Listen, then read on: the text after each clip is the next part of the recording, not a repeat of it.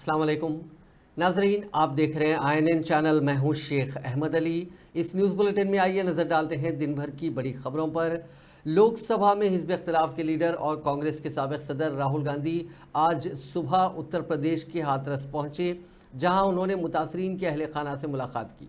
उन्होंने उनसे इजहार हमदर्दी किया और रियासती हुकूमत से खुले दिल से मुतासरीन को एक्सग्रेशिया देने की मांग की। राहुल गांधी ने मुतासरीन के अहल खाना से मुलाकात की और भगदड़ की वजूहात और ख़ानदानों की हालत के बारे में दरियाफ्त किया। उन्होंने हादसे में जान गंवाने वालों को खिराज अक़ीदत पेश करते हुए मुतासरीन के अहल खाना से ताज़ियत का इजहार किया।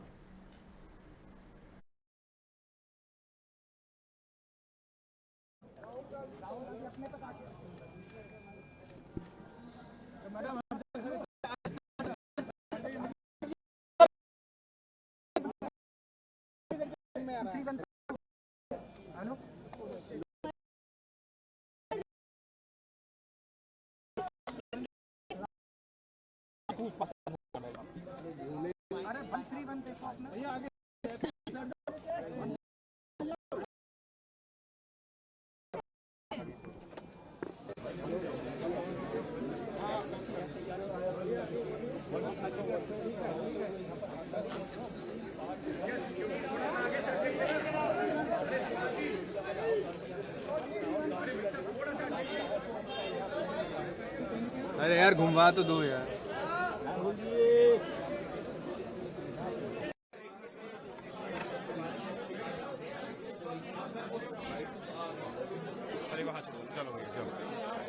चलो हो गया वही बात में परेशान नहीं। चलो अभी जब देख पाएंगे राहुल गांधी पहुंच चुके हैं, लोगों से मिल रहे हैं। वो संबोधन राहुल गांधी तो है।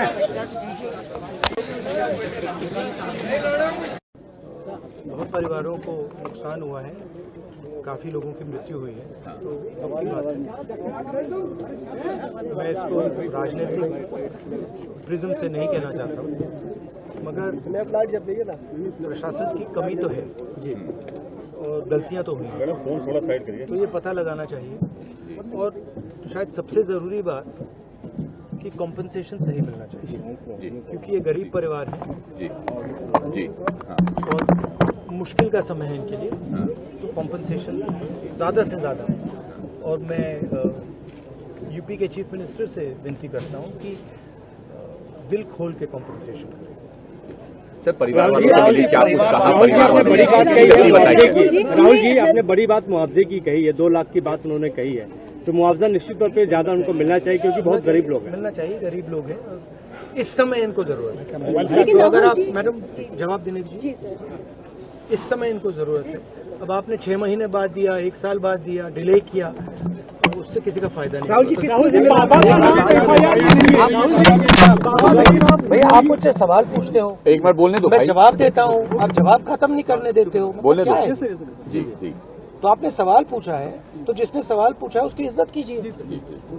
तो क्या था सवाल? ये था कि मुआवजे की मुआवजा जल्दी से जल्दी देना चाहिए, और जितना जितना दिया जा सकता है दिल खोल कर देना चाहिए। सर, परिवार वालों से आपकी बात हुई, उन्होंने क्या कुछ कहा? किसको दोषी मानते हैं परिवार?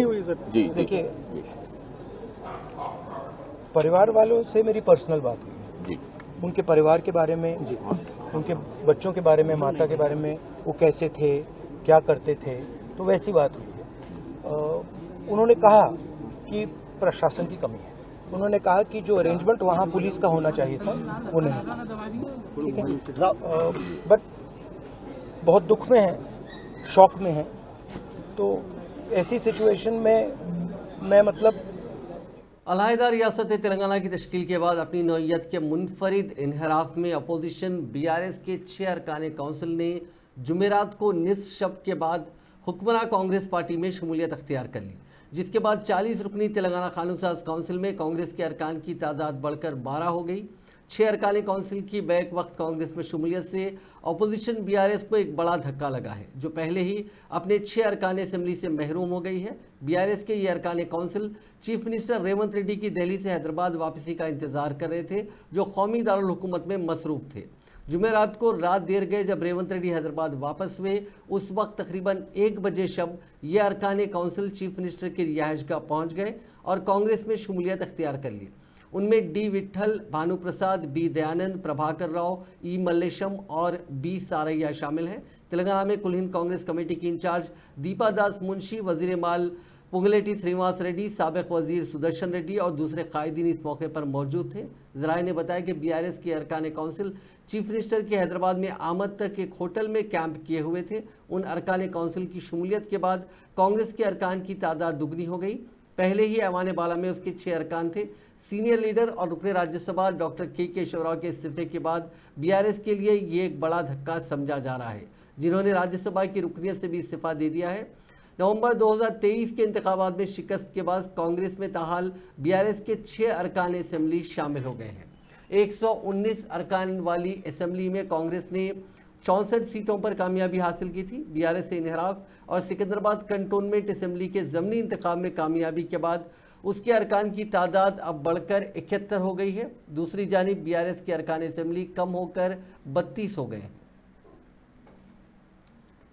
डिप्टी चीफ मिनिस्टर भट्टी विक्रमार्का ने कहा कि बैरूनी ममालिक को बरामद की जाने वाली 35% फार्मा मसनूआत रियासत तेलंगाना से है, जो हम सब के लिए बाइस फ़ख्र है। उन्होंने ये बात जुमे को हाईटेक्स में मुनक़िदा 73वें फार्मा कांग्रेस में बतौर मेहमान खुसूसी शिरकत करते हुए कही। भट्टी विक्रमार्का ने अपने खिताब में कहा कि फार्मासिस्ट सेहत की देखभाल के निज़ाम में रीढ़ की हड्डी की हैसियत रखते हैं और फार्मा सेक्टर मरीजों की हिफाजत और सेहत को फ़रोग़ देने में अहम किरदार अदा करता है। उन्होंने कहा कि कम कीमत पर आला मियार की जेनरिक अद्विया तैयार करके तेलंगाना की शोहरत आलमी सतह पर फैल चुकी है।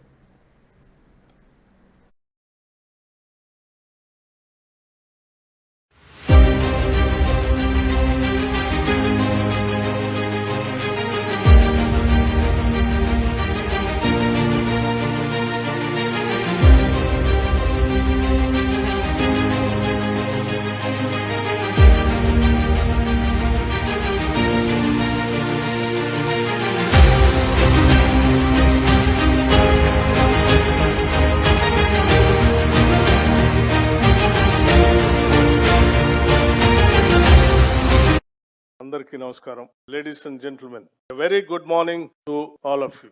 It is with great pleasure and a sense of responsibility that I stand before you today at the 73rd Indian Pharmaceutical Congress, where we convene under the theme Role of Indian Pharma for Global Well-being. I am very happy to share this platform with Honorable Industries and IT Minister Sri D. Sridhar Babu Garu and the Honorable Minister for Roads and Buildings, Cinematography Sri Komat Reddy Venkat Reddy Garu and Sri Bandi Parthasarathy Reddy Garu, President IPCA, TV Narayan Garu, Ramakrishna Garu, JS Giri Garu, and all other dignitaries and the scientists, students and the heads of the various industries, and CEOs, distinguished guests and members of the pharmaceutical company present here today. Your presence underscores our collective commitment to advancing healthcare and promoting global well-being. And we're very proud to have this meeting in Hyderabad, where the Hyderabad is a bowl of the pharma industry. And it's a vibrant state and friendly state with an industry. Pharmacists are the backbone of our healthcare system, ensuring the safe and effective use of medications and providing invaluable support to patients, healthcare providers alike. Their expertise not only ensures that medications are administered correctly, but also plays a crucial role in promoting patient safety and wellness. Friends, I often joke that pharmacists are like wizards. They turn tiny, unassuming pills into powerful. Works కూడా start చేయబోతున్నామని చెప్పి మీ అందరికీ ఇక్కడికి వచ్చిన pharmaceutical companies వారందరికీ కూడా తెలియజేసుకుంటూ as per programme మా సీఎం గారు కూడా వచ్చేది ఉండే లేట్ నైట్ ఢిల్లీకి వెళ్ళి ఎర్లీ మార్నింగ్ రావడం, దాంతో మేము డిప్యూటీ సీఎం గారు అలాగే మా ఐటీ ఇండస్ట్రీ మినిస్టర్ రావడం జరిగింది. We are assuring all your industrialist and all pharma students. ఇప్పుడే మా శ్రీధర్ బాబు గారు చెప్పినట్టు ఇదే క్యాంపస్ లో 32 acres ఫైండ్ అవుట్ చేసి ఒక స్కిల్ యూనివర్సిటీని ఏర్పాటు చేయాలని 20 days బ్యాక్ నాక్ లో శ్రీధర్ మా సీఎం గారు నేను NAC comes under R&B department. దాన్ని కూడా ఫార్మల్ గా రాజీవ్ గాంధీ స్కిల్ యూనివర్సిటీ ఏర్పాటు చేయాలని కొన్ని గైడ్ లైన్స్ కూడా తీసుకొని మీ అందరి కోఆపరేషన్ తో కూడా దానికి కూడా ఏర్పాటు చేయాలని నిర్ణయించుకున్నాం.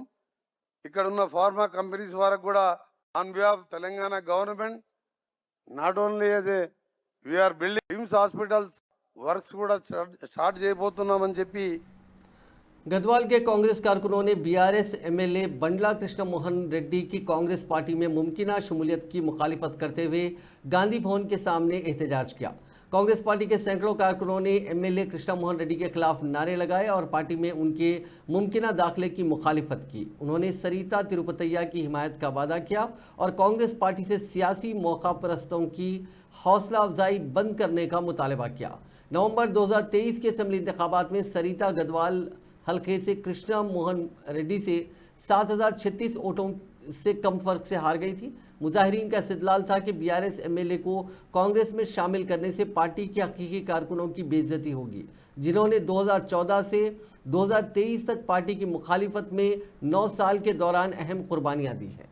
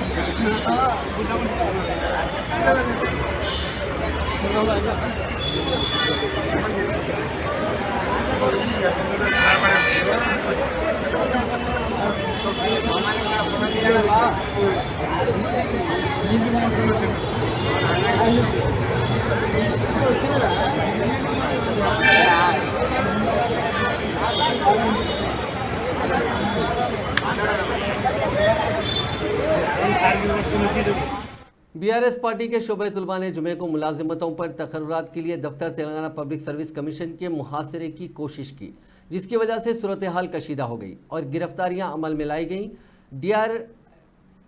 डीआरएसपी के सैकड़ों कारकुनों ने अपने मुतालिबात की तायद में नारे बुलंद करते हुए नामपल्ली में दफ्तर कमीशन के बाहर जमा हुए। ये कारकुन सड़क पर बैठ गए, जिसकी वजह से मसरूफ तरीन इलाके में ट्रैफिक जाम हो गई। पुलिस ने एहतजाजियों को उठाकर पुलिस की मुंतजिर गाड़ियों के जरिए मुख्तलिफ पुलिस स्टेशन को मुंतकिल किया। बीआरएसपी के रियासती सदर जी श्रीनिवास भी उन कायदीन में शामिल थे जिन्हें पुलिस ने गिरफ्तार किया। बीआरएसपी का मुतालबा है कि असातिज़ा की 25,000 जायदादों पर तकर्रुरात के लिए अक्टूबर में मेगा डिस्ट्रिक्ट सिलेक्शन कमेटी यानी डीएससी इम्तिहान मुनक़िद किया जाए। बीआरएस के शोबे तुलबा ने ग्रुप 2 और ग्रुप 3 के तहत बिल तरतीब 2,000 और 3,000 जायदादों में इजाफे का भी मुतालबा किया। साथ ही श्रीनिवास ने कहा कि ग्रुप 1 का इम्तिहान के हर जायदाद के लिए 100 उम्मीदवारों की इजाज़त दी जाए। उन्होंने कहा कि मुतालबात की तकमील तक बीआरएसवी एहतजाज जारी रखेगी। इस दौरान बीआरएस के कारगुजार सदर केटी रामाराव ने तुलबा, बेरोजगारों और तुलबा ग्रुपों के कायदीन की गिरफ्तारियों की मजम्मत की है। उन्होंने कांग्रेस हुकूमत पर तुलबा के मुतालबात कबूल करने के लिए जोर दिया। उन्होंने इल्ज़ाम आयद किया कि हुकूमत पुरअमन एहतजाज करने वाले तुलबा के साथ ज़्यादती कर रही है।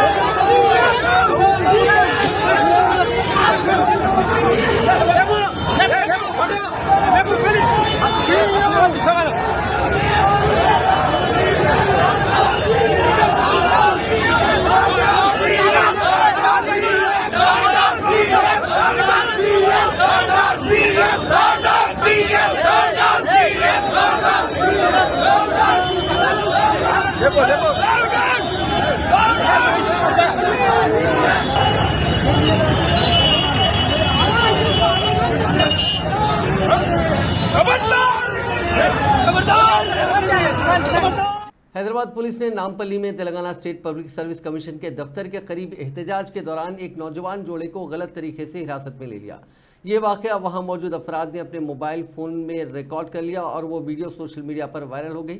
ये जोड़ा महज एहतजाजी मकाम से गुजर रहा था जब पुलिस ने उन्हें एहतजाजी समझकर हिरासत में ले लिया। पुलिस उस वक्त सैकड़ों बीआरएस कारकुनों और बेरोजगार नौजवानों के एहतजाज को काबू कर रही थी। मुजाहिरीन को वहां पहुंचते ही गिरफ्तार किया जा रहा था, लेकिन इस अमल में पुलिस ने गलती से इस मासूम जोड़े को भी हिरासत में ले लिया। वीडियो क्लिप में एक शख्स को पुलिस के साथ बहस करते हुए देखा जा सकता है। उसने कहा कि मैं अपनी बीवी के साथ यहां से गुजर रहा हूं, क्या हमें ऐसा करने की इजाज़त नहीं है? कि ये कैसी हुकूमत है जो एहतजाज करने वालों और आम लोगों में फ़र्क नहीं कर सकती? उसने सवाल किया कि क्या हम दहशतगर्द हैं या डाकू हैं कि हमें गिरफ्तार किया जा रहा है। उनकी बीवी ने भी पुलिस पर नज़्म ज़ब्त बरकरार रखने के नाम पर आम लोगों को हरासा करने का इल्ज़ाम लगाया।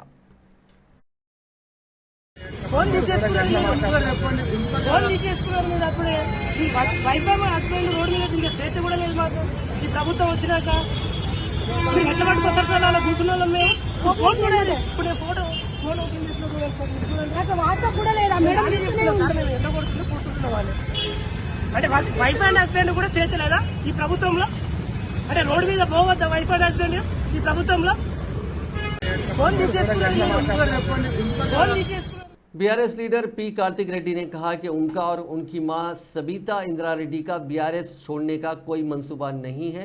जुमे को तेलंगाना भवन में मीडिया से खिताब करते हुए कार्तिक रेड्डी ने कहा कि उन्होंने कुछ खास हालात में कांग्रेस पार्टी को छोड़ा था, लेकिन वो सियासी मकासद और ज़ाती मफादात के लिए पार्टियां कभी नहीं बदलेंगे। उन्होंने कहा कि मैं पार्टी नहीं बदलूंगा, मेरी वालदा भी पार्टी नहीं बदलेंगी, हम बीआरएस में हैं और आगे भी रहेंगे। ఎన్నికల రిజల్ట్స్ వచ్చిన వారం రోజుల్లోనే కాంగ్రెస్ పార్టీకి సంబంధించిన బట్టి విక్రమార్క గారు, బీజేపీ పార్టీకి సంబంధించిన కేంద్ర మంత్రి గనుల మంత్రి కిషన్ రెడ్డి గారు కలిసి కాంగ్రెస్ బీజేపీలు ఒకటే వేదిక మీదకి వచ్చి తెలంగాణలో ఆస్తులు అమ్ముతున్న మొదటి సంఘటన, ఈ నెలలో జరిగిన మొదటి సంఘటన ఇది ఒకటి. రెండు, తెలంగాణలో పవర్ విషయంలో ఏదో పెద్ద కుంభకోణం జరిగిందని, పవర్ విషయంలో ఏదో తప్పు జరిగిందని కాంగ్రెస్ పార్టీ గగ్గోలు పెడుతున్నది. నిజమే, మళ్ళీ కాంగ్రెస్ పార్టీ అంటున్నది కూడా నిజమే అనుకోవాలి. కాంగ్రెస్ పార్టీ విధానాల ప్రకారం 24 గంటలు కరెంట్ ఇవ్వడం తప్పే బహుశా. ఈ రోజు ఊర్లలో మనం చూస్తున్నాం గ్రామాల్లో పరిస్థితి. बाएं बाजू की जमातों ने सिंगरेनी के कोयले के ब्लॉक्स के हर्राज के खिलाफ बतौर एहतजाज डिस्ट्रिक्ट कलेक्ट्रेट दफातर पर एहतजाजी मुजाहरे मुनज़्ज़म किए। सीपीआई, सीपीएम और सीपीआई-एमएल न्यू डेमोक्रेसी के कारकुनों ने एहतजाज में हिस्सा लिया और सिंगरेनी के कोयले की खानों को खानगियाने से मुतालिक मरकज़ की साजिश के खिलाफ नारे बुलंद किए। पेदपल्ली में सीपीआई-एमएल न्यू डेमोक्रेसी के कारकुनों को रामागुंडम और एनटीपीसी पुलिस ने जुमे को अली सुबह एहतियाती तौर पर हिरासत में ले लिया। करीमनगर में एहतजाज में हिस्सा लेते हुए सीपीआई के कौमी लीडर सी वेंकट रेड्डी ने मरकजी हुकूमत पर तनकीद करते हुए कहा कि वो कोयले के ब्लॉक्स का हर्राज करते हुए सिंगरेनी कंपनी को प्राइवेटाइज करने की कोशिश कर रहे हैं। हैदराबाद में खातून ने आरटीसी की सिटी बस में एक बच्चे को जन्म दिया। ये वाकया जुमे को बहादुरपुरा में पेश आया, जहां श्वेता रत्नम नामी एक हामिला जुमे की सुबह मुशीराबाद डिपो की जू पार्क की रूट की बस में सवार हुई। बहादुरपुरा पहुंचते ही उसके पेट में दर्द बढ़ गया। कंडक्टर आर सरोजा, जिसने ये देखा, फौरी चौकस हो गई और खातून मुसाफिरों की मदद से हामिला मुसाफिर की बस के अंदर ही डिलीवरी करवाई, जिसने एक लड़की को जन्म दिया। बादशाह उसे बेहतर इलाज के लिए करीबी सरकारी मैटरनिटी हॉस्पिटल मुंतकिल किया गया। फिलहाल माँ और बच्चा बिल्कुल ठीक है। आरटीसी के मैनेजिंग डायरेक्टर वीसी सजनार ने खवातीन मुसाफिरों बशमूल कंडक्टर सरोजा को मुबारकबाद दी, जिन्होंने बस में डिलीवरी के इंतजाम किए और इंसानियत का मुजाहरा किया। वजीर ट्रांसपोर्ट पूनम प्रभाकर ने भी इस वाक़े पर मसरत का इजहार किया और कहा कि बरवक्त रद्दमल की वजह से माँ और बच्चा महफूज हैं। महबूबनगर ज़िले के गोंडेड मंडल में अपने गांव की 6ठी क्लास की लड़की से शादी करने वाले नौजवान के खिलाफ जिनसी जराइम से बच्चों के तहफ़्फ़ुज़ के एक्ट यानी पॉक्सो के तहत मुकदमा दर्ज किया गया। गांव के रहने वाले बीरप्पा ने पिछले महीने में एक नाबालिग लड़की से शादी की थी। ये वाक़या उस वक्त सामने आया जब लड़की के स्कूल की एक टीचर ने हुक्काम को इस शादी के बारे में आगाह किया। हुक्काम ने फौरी तौर पर कार्रवाई करते हुए लड़की को सरकारी एक केस सेंटर में ले गए और इस शादी में मुलविस सभी अफराद के खिलाफ मुकदमा दर्ज किया गया। तेलंगाना की साबिक केसीआर हुकूमत में हुई फ़ोन टैपिंग का मामला इन दिनों सुर्खियों में है। फ़ोन टैपिंग यानी कुछ खास लोगों के फ़ोन पर निगरानी रखने के मामले में हैदराबाद पुलिस ने तेलंगाना हाई कोर्ट में अपना जवाबी हलफनामा यानी काउंटर एफिडेविट दाखिल कर दिया है। इसमें पुलिस ने वाज़ेह लफ्ज़ों में कहा कि फ़ोन टैपिंग मामले में मुलजिमीन ने गुज़िश्ता BRS हुकूमत के दौरान हाई कोर्ट जज और उनके अहले खाना समेत कुछ सियासी कायदीन के मोबाइल फ़ोन की निगरानी की थी।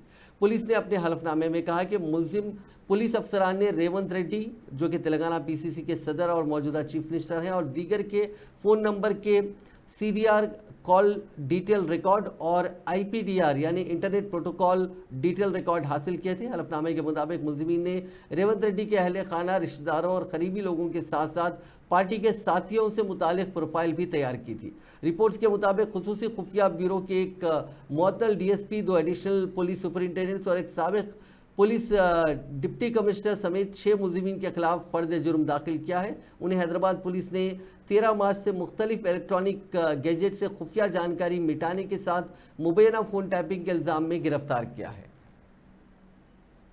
हैदराबाद के मज़ाफ़ात में आज सुबह की अवलीन सातों में पारदी गैंग के अरकान को पकड़ने के लिए पुलिस की जानिब से हवाई फायरिंग करने का वाक़या पेश आया। यह वाक़या पिद्दा अंबरपेट के करीब आउटर रिंग रोड पर पेश आया।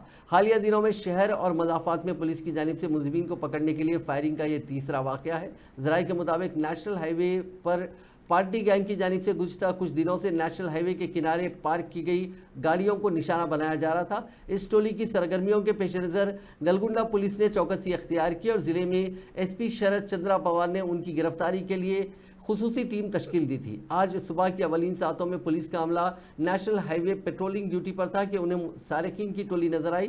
पुलिस ने उनका ताक़ुब किया और साथ ही नलगुंडा पुलिस ने रचाकुंडा पुलिस को चौकस किया। रचाकुंडा और नलगुंडा पुलिस ने पारदी गैंग को पकड़ने की मुश्तरका तौर पर कोशिश की। पेदम्बरपेट के करीब आउटर रिंग रोड पर पहुंचते ही टोली के अरकान ने खंजर से पुलिस पर हमले की कोशिश की, जिस पर हिफाजत खुद इख्तियारी के तौर पर पुलिस ने 2 राउंड हवाई फायर किए और पारदी गैंग के 4 अरकान को हिरासत में ले लिया। फायरिंग में किसी के जख्मी होने की इत्तला नहीं मिली है।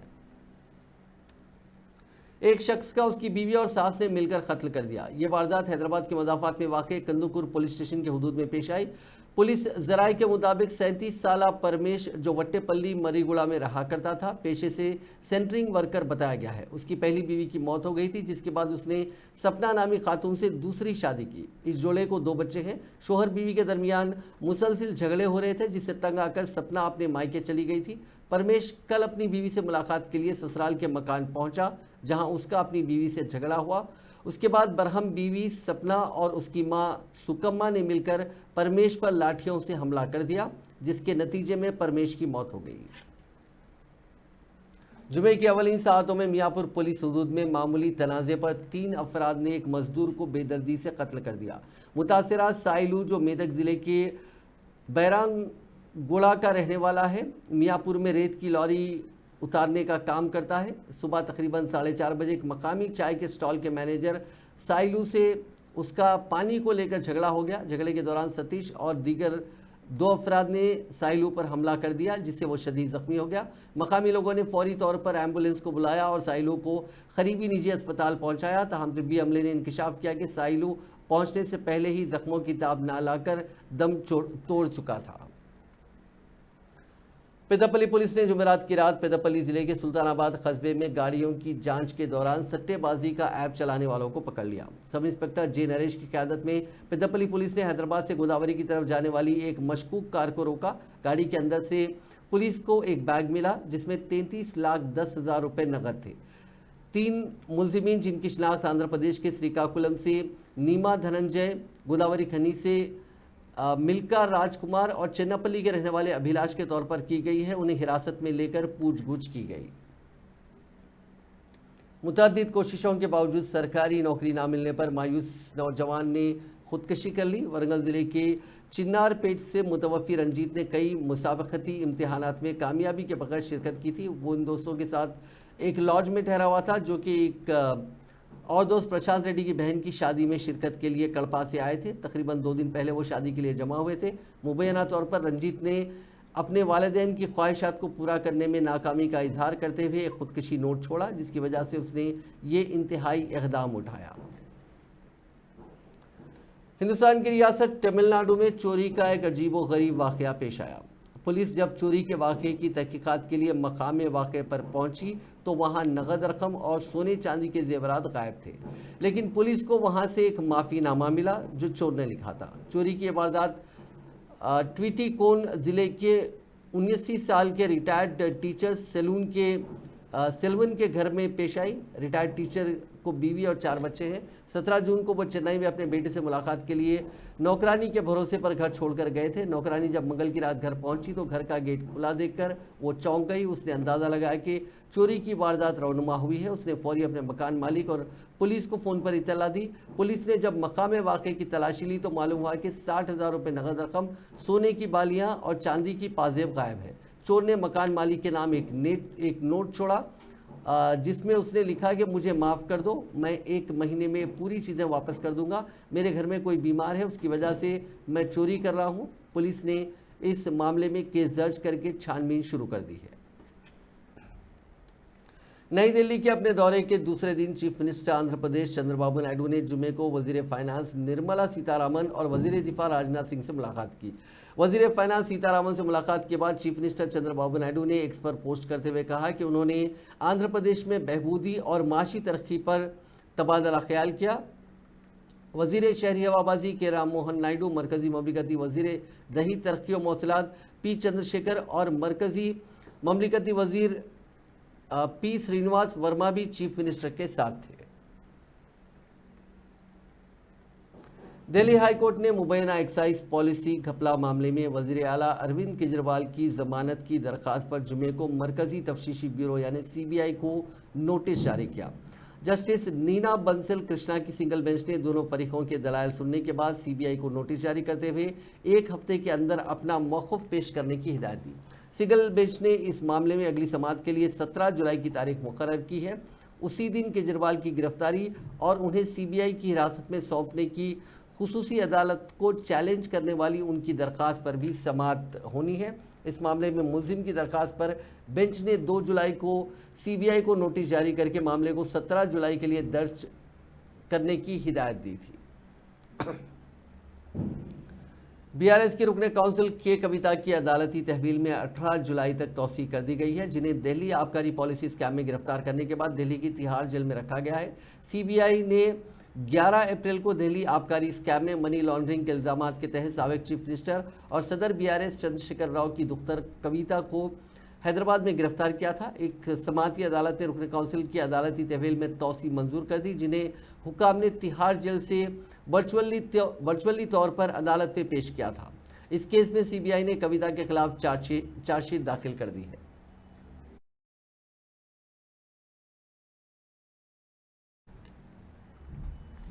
नेशनल एग्जामिनेशन बोर्ड ने 11 अगस्त को आला तिब्बी तालीम के कौमी अहलियत के दाखिला टेस्ट नीट पीजी के इम्तिहान के इनेकाद का ऐलान किया। बोर्ड ने जुमे को बताया कि ये इम्तिहान 2 शिफ्टों में मुनक्किद होगा। नीट पीजी इम्तिहान में पेपर लीक होने के बाद नेशनल बोर्ड ऑफ एग्जामिनेशन ने इसको मुलतवी कर दिया था। ये इम्तिहान असल में 22 जून को होना था।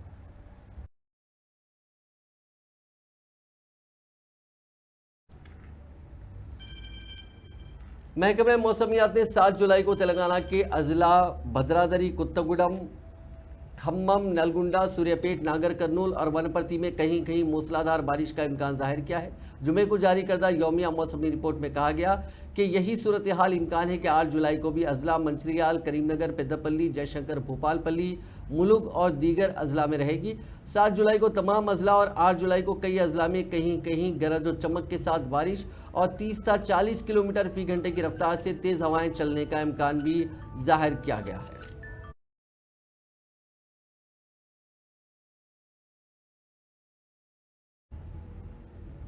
नाजरीन, इस न्यूज़ बुलेटिन में बस इतना ही। आप देखते रहिए INN चैनल।